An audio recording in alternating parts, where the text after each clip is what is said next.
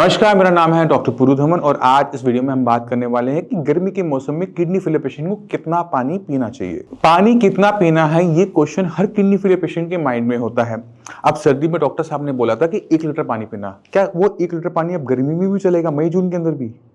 तो आपको समझने की जरूरत यह है कि आपके शरीर की रिक्वायरमेंट पानी की बदलती चली जाती है मौसम के अनुसार, आपके काम के अनुसार। अब अगर हम पानी ज्यादा पीते हैं तो हमें सूजन आ जाती है। अगर पैरों में सूजन आ रही है तो वो अब जब हम लेट रहे तो वो छाती में भर रही है, लंग्स में भर रही है, जिससे हमें सांस लेने में दिक्कत हो रही है। अगर हम पानी कम पी रहे हैं, जरूरत से कम पी रहे हैं, तो क्रिएटिनिन बॉडी से बाहर नहीं जा पाता क्योंकि यूरिन नहीं बन रहा होता तरीके से। अगर यूरिन से क्रिएटिनिन बाहर नहीं जाएगा तो क्रिएटिनिन जो बन रहा है वो ब्लड में इकट्ठा हो जाएगा और आपकी रिपोर्टों में क्रिएटिनिन बढ़ता हुआ आ जाएगा, किडनी और खराब हो जाएगी। तो पानी पीते हैं तो मरते हैं, नहीं पीते हैं तो मरते हैं। तो सही तरीका क्या है अपने शरीर की को सही अमाउंट में पानी देने का? तो आपको समझना है अपने शरीर को, क्योंकि अब गर्मी का मौसम आ रहा है, हमारे शरीर की पानी की रिक्वायरमेंट बढ़ेगी। तो आपने अब पानी किस तरह से पीना है, चाहे गर्मी हो चाहे सर्दी हो, उसको अब आपको समझना पड़ेगा। तो आप समझिए कि आपकी बॉडी में कुछ ऐसे स्पेशल सेंसर लगे हुए हैं जो आपको बताते हैं कि आपके शरीर में पानी की कमी हो रही है, और वो है आपके होंठ, आपका गला। अगर आपका होंठ सूख रहे हैं, गला सूख रहा है, तो मतलब आपके शरीर में पानी की कमी है। बट अब आपने क्या देखना है कि आपके पैरों में सूजन है या नहीं है।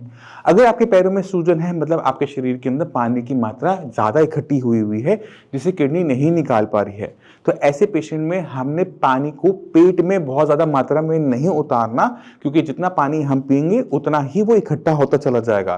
तो हमने पानी इतना पीना है कि मेरा होंठ गले बस तर हो जाए, पानी हमारे शरीर में इकट्ठा ना हो।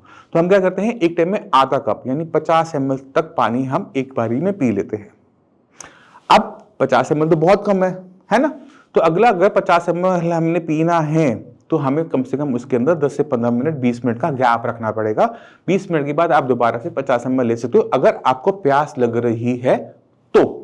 अगर प्यास नहीं लग रही तो आप पानी नहीं पीएंगे। तो जो पेशेंट के अंदर बॉडी में सूजन होती है, पैरों में सूजन होती है, उनको काम चल जाता है, वो थोड़ा थोड़ा पानी पीते रहते हैं बट वो निकालते ज्यादा हैं, तो क्या होता है कि सूजन भी उतर जाती है। अगर मैं पानी पी रहा हूं 1 लीटर और मैं पेशाब कर रहा हूं 1 लीटर, तो सूजन कहीं ना कहीं खड़ी रह जाएगी, क्योंकि जितना पानी मैंने पिया उतनी हमारे निकल भी गया, बट जो पहले का इकट्ठा है वो निकल नहीं पाया। तो अगर हम पिएंगे कम, निकालेंगे ज्यादा, तो सूजन हमारी उतर जानी चाहिए। इसमें बस ध्यान का रखना कि खाने में नमक की मात्रा कम रखना, और अपनी रिपोर्टों में थायराइड का जरूर चेक करना, और प्रोटीन की मात्रा चेक करना कि ब्लड में कितना प्रोटीन है। अगर आपकी बॉडी में प्रोटीन की मात्रा कम है तो स्वेलिंग आपकी हर कीमत पे बनी रहेगी जब तक प्रोटीन हमारे शरीर में पूरा नहीं होता। और प्रोटीन को पूरा करने के लिए आपको अपनी एपेटाइट को, अपनी भूख को राक्षस वाली बनानी पड़ता है कि आप खाना दिन में 3 बार 4 बार 5 बार अच्छे से खा सको, जिससे प्रोटीन हमारी बॉडी में अच्छी मात्रा में जाए और प्रोटीन जो हमारे शरीर में कम है वो पूरा होना शुरू हो जाए। अब जिन पेशेंट के पैरों में सूजन नहीं है, यानी उनकी बॉडी में पानी की मात्रा ज्यादा नहीं है, ऐसे पेशेंट को जो पानी पीना होता है वो 1 कप पीना होता है, यानी 100 ml। आपने 100 ml पानी पिया, फिर दूसरा जो हमारा कप है वो 10 से 15 मिनट बाद ही आएगा। क्यों? क्योंकि 10-15 मिनट के अंदर हम क्या करेंगे, हमने जो पानी पिया है वो एब्जॉर्ब होते हुए हमारे पेशाब की थैली में पहुंच जाएगा, और हम हर आधे घंटे में यूरिन करने जाते हैं। तो इससे क्या होगा कि पानी हमारे शरीर में जा रहा है वो इकट्ठा नहीं होगा। अगर वो इकट्ठा नहीं हो रहा तो स्वेलिंग नहीं आएगी, और स्वेलिंग नहीं आएगी तो हमारा काम चलता रहेगा। क्योंकि थोड़ा थोड़ा पानी हमारे शरीर में जाता जा रहा है, पेशाब बनता जा रहा है, क्रिएटिनिन उसमें घुलकर, यूरिया उसमें घुलकर बाहर जाता जा रहा है, तो क्रिएटिनिन बढ़ने की समस्या भी हमें देखने को नहीं मिलती। तो आपको अपनी कंडीशन को समझना है, आपने अपने सेंसर्स को समझना है, और उस हिसाब से आपने आधा कप और 1 कप की सिलेक्शन करनी है कि कितना पानी आप एक टाइम में ले सकते हो।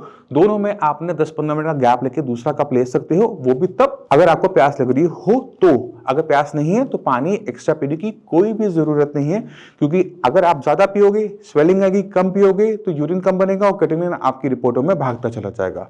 तो इस फर्क को समझो। तो अगर कोई आपको राय दे कि आपने सिर्फ 1 लीटर पानी पीना है, 1.5 लीटर पानी पीना है, तो आप उसकी करने के बाद अपनी रिपोर्टों को जरूर देखो कि कहीं आपका क्रिएटिनिन लेवल कम पानी की पीने की वजह से बढ़ तो नहीं रहा। तो अगर आपका पानी कम कर रखा है, क्रिएटिनिन लेवल बढ़ रहा है, तो आप समझ जाओगे कि ये किस वजह से हो रहा है। तो मैं उम्मीद करता हूँ इस वीडियो से आप काफी कुछ समझ गए। फिर भी आपके माइंड में कुछ भी पूछना हो, कुछ भी आप जानना चाहते हो, मोस्ट वेलकम है। जाने से पहले मैं चाहता हूँ कि आप कुछ किडनी फेलियर पेशेंट से मिलकर जरूर जाओ। और आज मैं आपको एक ऐसे खास पेशेंट से मिलवाना चाहता हूँ जिन्होंने डायलिसिस को हरा दिया। हफ्ते में पहले 3 बार डायलिसिस होता था, अब हफ्ते में 1 भी नहीं होता। पहले क्रिएटिनिन लेवल डायलिसिस से पहले 17 रहता था, अब इनके क्या लेवल हैं, क्या नहीं है, क्या इनकी बॉडी में बदलाव हुआ ट्रीटमेंट के बाद, इनसे जानते हैं। तो रमेश जी, पहले ये बताइए, आप रहते कहाँ हैं? अलवर डिस्ट्रिक्ट। अलवर में रहते हैं। और आपका ट्रीटमेंट शियास में कब शुरू हुआ था? फरवरी के आसपास में। फरवरी में। हाँ। और क्रिएटिनिन के लेवल्स आपके डायलिसिस से पहले कितने रहते थे? 17 के आसपास। 17 के आसपास। और हफ्ते में कितनी बार डायलिसिस हो रहा था फरवरी में? फरवरी में 3 बार। 3 बार डायलिसिस करवा रहे थे। तो ये डायलिसिस कब से चल रहा था आपका, फरवरी से पहले? बस फरवरी से ही शुरू। फरवरी में शुरू हुआ था।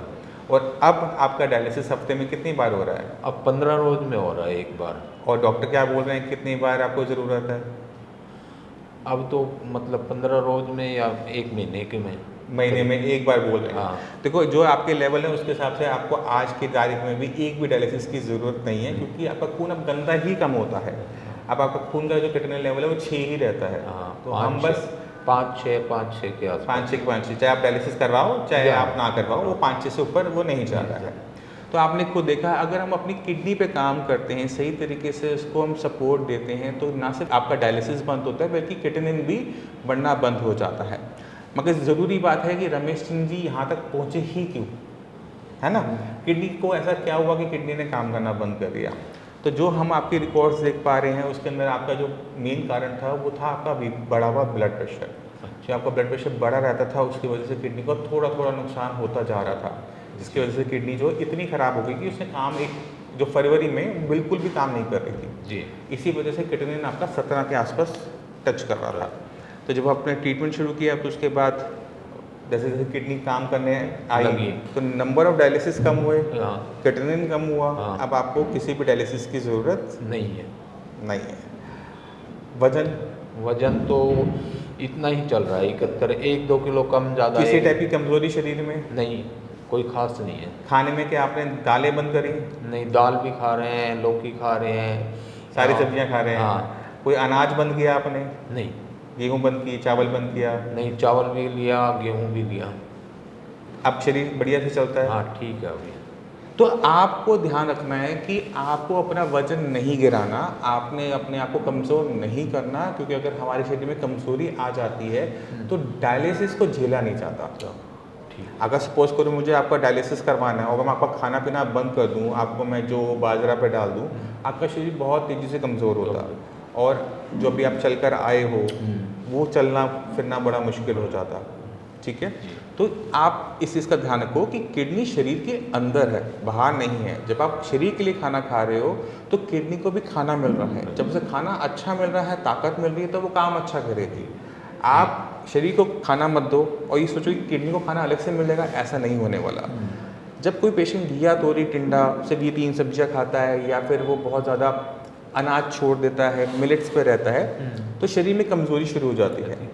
ये कमज़ोरी शुरू में आपका वजन गिराएगी।